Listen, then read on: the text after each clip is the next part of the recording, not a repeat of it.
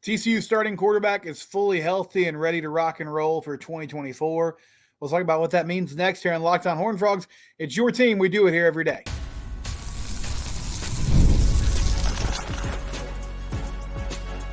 You are Locked On Horned Frogs, your daily podcast on the TCU Horned Frogs. Part of the Locked On Podcast Network, your team every day.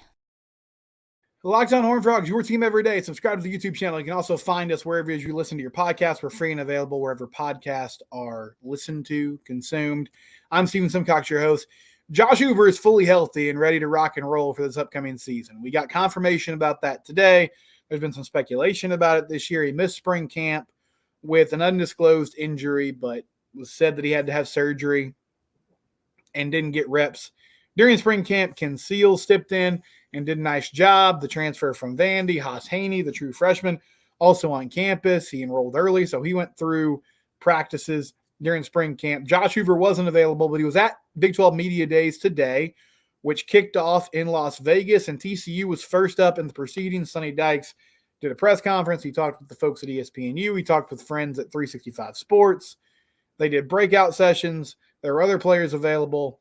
But the question everybody wanted answered, and Jamie Plunkett from 247 Sports, I don't know if he was – I doubt he was the only one that asked it, but I saw on Twitter that he had a video standing there with Josh, and he said, "How do you feel? Where are you at?" And he said, "I'm fully ready to go." He said, "I'm a full go."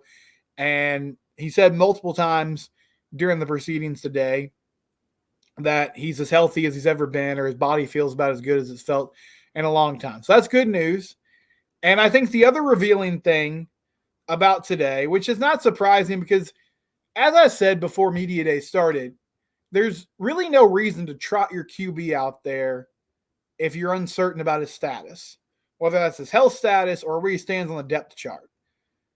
And Sonny Dykes, when he was asking him about Jamie Plunkett, is Josh Hoover your guy? Like, is he QB1? He said, yeah, for now, which I feel like is about as rock solid of an answer as you're going to get at this point in time. If you have concerns about Sonny Dykes choosing quarterbacks and going through a quarterback battle, I think those concerns are valid. His first season, Chandler Morris won the job. Max Duggan comes in after Chandler goes down with an injury to Colorado, and the rest is history. This past year, Josh Hoover wasn't really even a factor, honestly. Gosh, I'm forgetting the name of the Oregon State transfer now. I believe it was Chance Nolan, who came in from Oregon State and had a nice little career there. There was some murmurs that, okay, maybe he's the guy. But after a couple practices, he decides he wants to leave the team, doesn't want to mess with football. So Chandler was just kind of the de facto player. And honestly, I remember last offseason going through doing shows and talking about, man, once Chance left, if Morris goes down, suddenly it feels like TCU's kind of up a creek with their quarterback situation. Now, they've said this offseason they feel much better about the QB room this year just overall. But I think they feel good about Josh as a starter.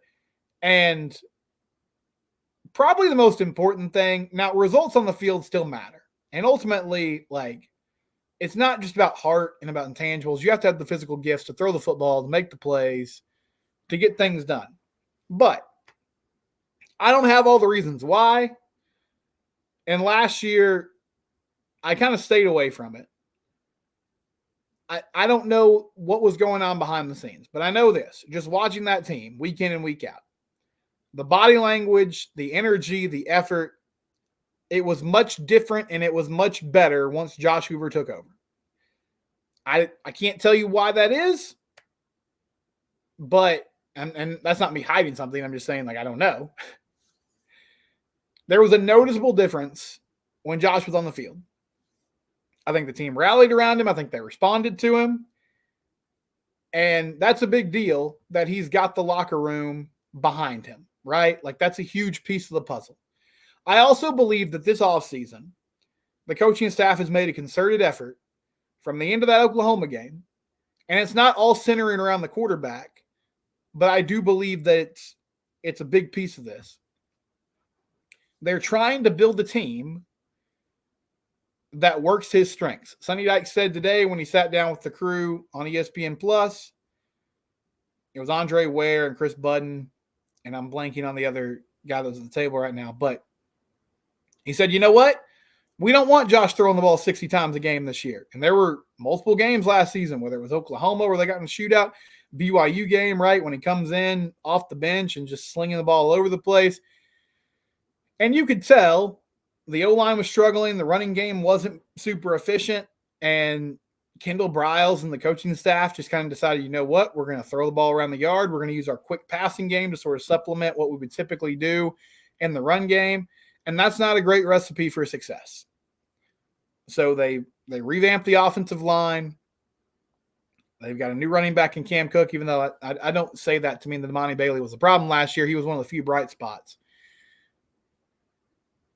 They've got some pieces on the O-line now that they're hoping can coalesce and come together and make things happen. They overhauled the defense, and they are making an effort to play more complementary football this upcoming season. So I think this is all good news. Competition is helpful. I think there's still going to be somewhat of a competition in camp. I don't feel like Josh can just go out there and throw 5 interceptions every day and keep the job. But it appears that they have a clear direction and a clear vision in mind for this upcoming season.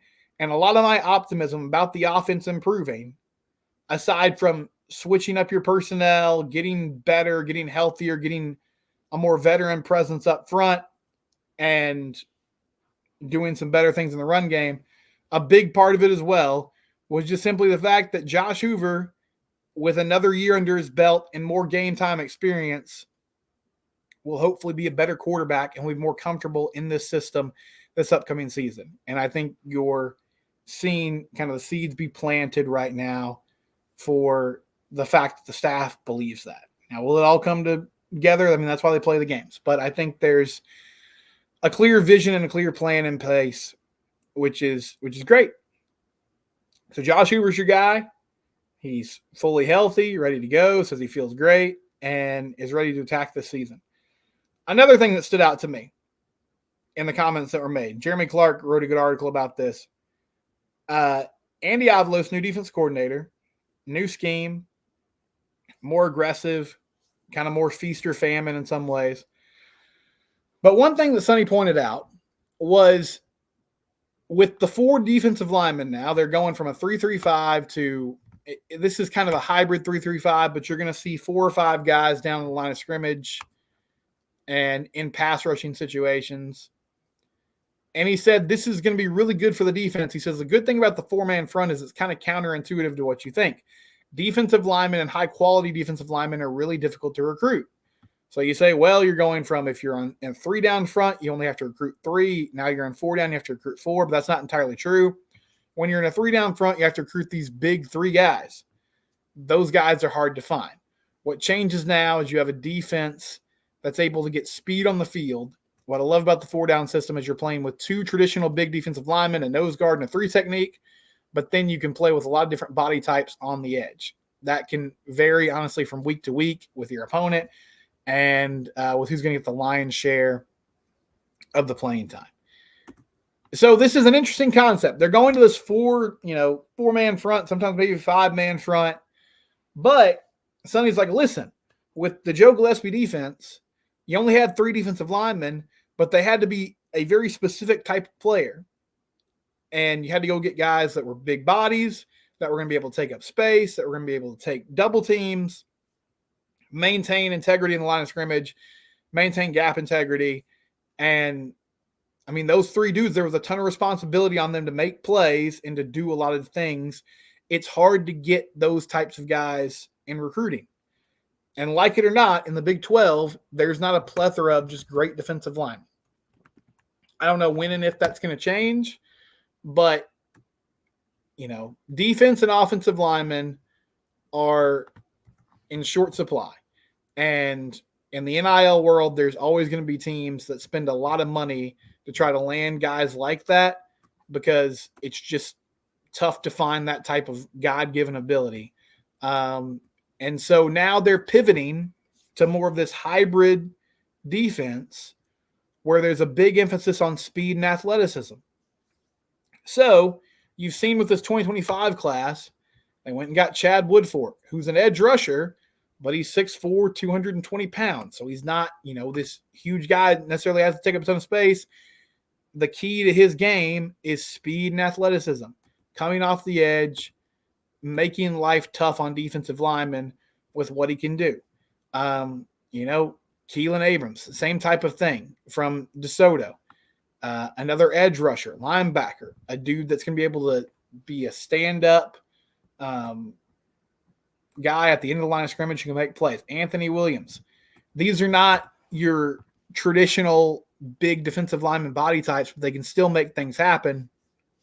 And it gives you more variety. It allows you to play with different fronts, to play with different coverages, to disguise defenses better. Because with those type of athletes that have the ability to kind of flex positions and play at different levels of the defense, it gives you, that ability to move players around. I'm not going to sugarcoat it. Losing Dominic Williams was a big deal. It was. He was a good player. He's a really good player. I think he was the best defensive player TCU's had over the last few seasons. And he was good at his job, which was eating up space, making plays at the line of scrimmage, behind the line of scrimmage, and taking on, multiple blockers, being able to stand his ground and allow linebackers to come downhill and make plays. The good news is I'm not going to act like losing him is not a big deal, but in this new defense, you have the ability to not need a guy like that. I mean, you still need players like that. You're going to have a nose guard. You're going to have a guy that's on the outside shoulder of the offensive guard and 3 technique that's going to have to play well in the interior. But you have some more flexibility on the defensive line, and now you're seeing guys like Jonathan Bax, Marcel Brooks. Could they become more of a factor on this defense this upcoming season because of that emphasis on speed, athleticism, and players that can do multiple things and are not just, space eaters on the inside. So that's encouraging as well. I really like the vibe around this team right now. I didn't love the vibe around the team last year. And another thing that Sonny emphasized about this past season that they're trying to improve on this upcoming year, the culture was off. And he said it started with him. He took responsibility for it. But a lot of the things that we thought about how that team was going to respond following the loss to Georgia, that didn't happen. So how are they, changing that this upcoming season? How are they addressing it this year? We'll talk about that and more next here on Locked On Horned Frogs.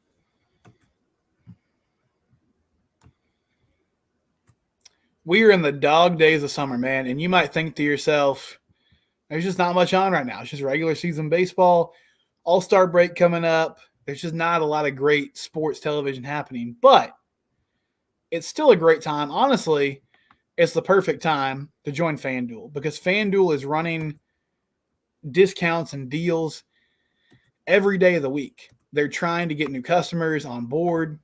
You love sports. You love them so much you never want them to stop. But with the playoffs now that they've wound down, you got fewer games. FanDuel keeps it going whenever you want. All you have to do is open the app and dream up your bets anytime you want to.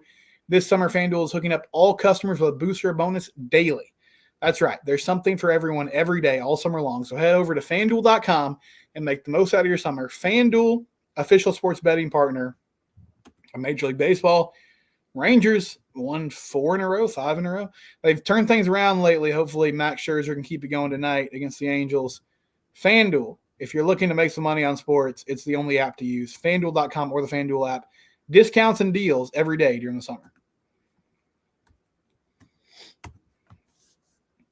So this is not surprising because if you've listened to Locked On Horned Frogs this offseason, Sonny Dykes has mentioned this a couple times this year. Now, I don't know if he's been as blunt as he was today, but a common question, what the heck happened, right? You came off a national title appearance. You go 5-7. What went wrong? And Sonny's talked about some different things. He gave the team a lot of time off last year after such a long season. He says he should have curtailed that. That set them back. They had a new offense coordinator. and they got a late start to the process, and so that held them back in some ways. But he's also mentioned that, I mean, simply put, the coaching staff and the team themselves didn't hold themselves accountable enough. And a lot of the details and the small things that the team did in 2022, it didn't carry over to the next year. And Sonny took the blame for that. He said, ultimately, it's my fault.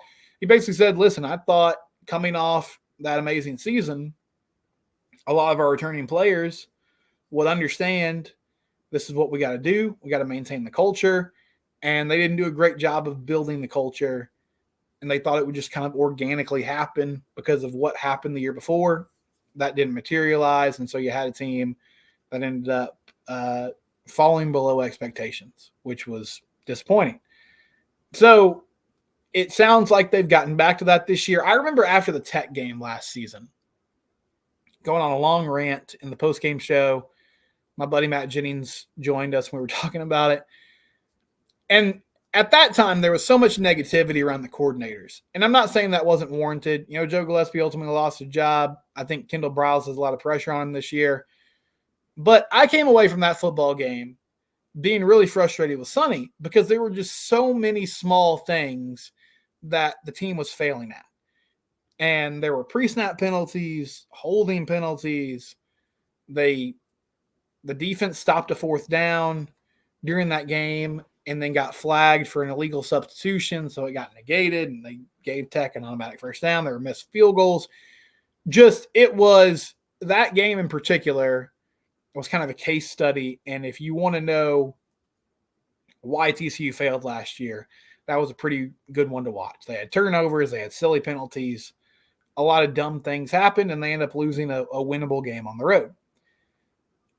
And it was just like the prototype of, man, these are the tent poles of what bad teams do, right?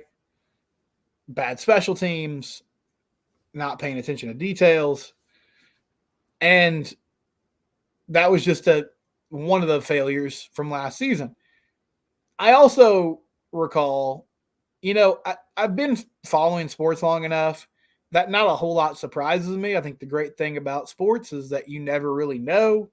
So we're all making these projections and predictions, but, you know, we can go back every year and be like, man, I was an idiot. I didn't understand what was going on. I've never been quite as dumbfounded as I was after that Colorado game, though. Because, I mean, I had concerns about, there's not a lot of film to watch. Deion's coming in with all this hype. They do have some good players. They got some talent. But I thought at the end of the day, like if TCU is the team we think they are, they're going to handle business. They did not. And so that was crazy. But I remember the even crazier thing to me was Sonny in the press conference afterwards saying, I think they were more excited to play than we were today. And I was just like, man, how are you guys not excited to play? You saw everything good that could happen in the season. It ultimately ended in a bad way. And then all off season, there was all this hype around Colorado. People weren't even really talking about TCU. And the team didn't respond. And there were multiple moments through the year. Iowa State also comes to mind where Sonny just looked confused. He looked like he was kind of at his wit's end trying to figure out how to get this team to respond and to play like he wanted them to.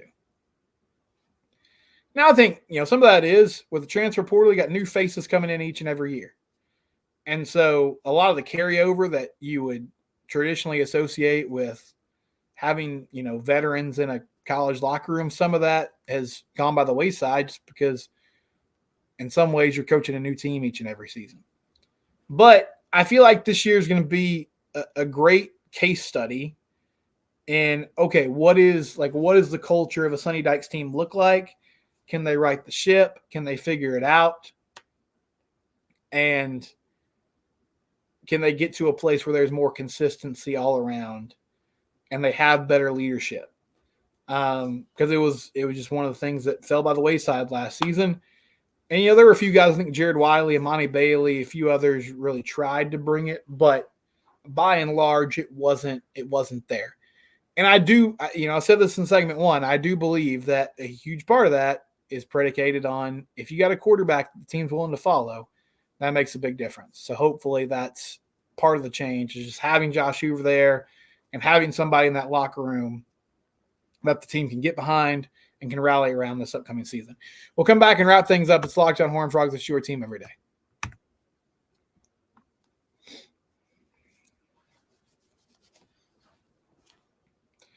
You can always join the conversation in the YouTube comments. You can tweet at me at SimcockSteven. Yesterday's show, or Monday's show, I guess I should say, I mentioned just some questions I wanted answered during media days, and some of those were today.